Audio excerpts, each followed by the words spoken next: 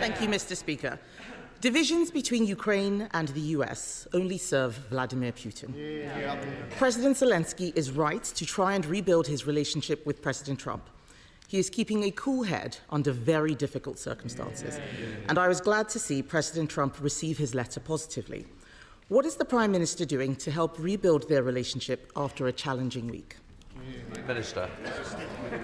Well, she's absolutely right that we need to do everything we can to ensure that the US, Europe and Ukraine are working together on lasting peace.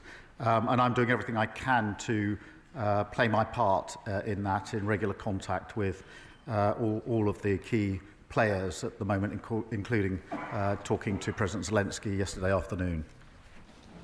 Kemi Badenoch. Mr. Speaker, I thank the Prime Minister for that answer. All of us in this House know that the British Armed Forces are a huge source of pride to our country.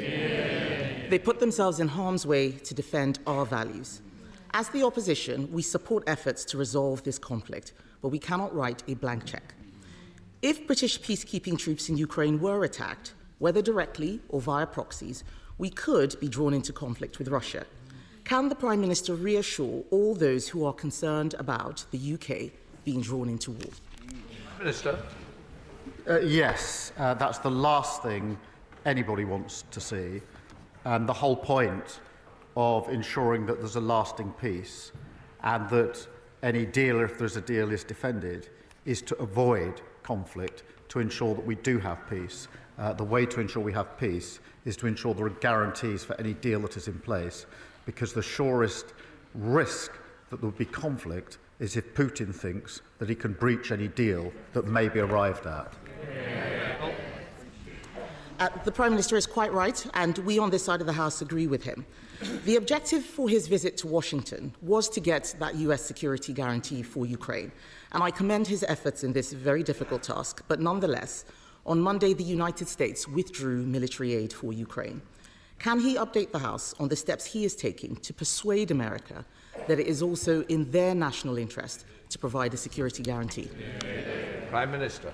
I'm pleased to inform the House that on Thursday of last week we did discuss security guarantees. The President made absolutely clear his commitment to Article 5 of NATO, absolutely clear that he would have our backs because of the relationship between our parties, and agreed that our teams would sit down together to talk through security guarantees.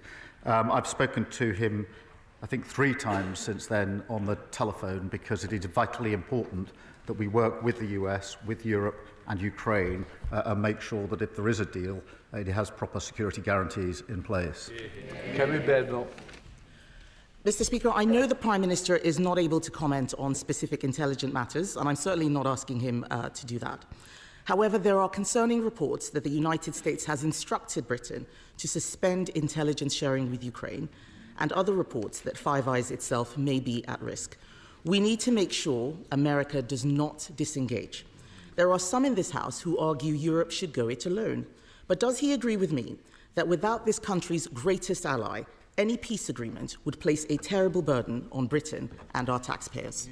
Prime Minister. Well, I do agree with her wholeheartedly, and that's why in the debate we had just 2 days ago, I've always been clear that we need to ensure that the US, the UK, Europe and Ukraine are working together, but we must not choose between the US and Europe. We never have historically, and we're not going to do so now.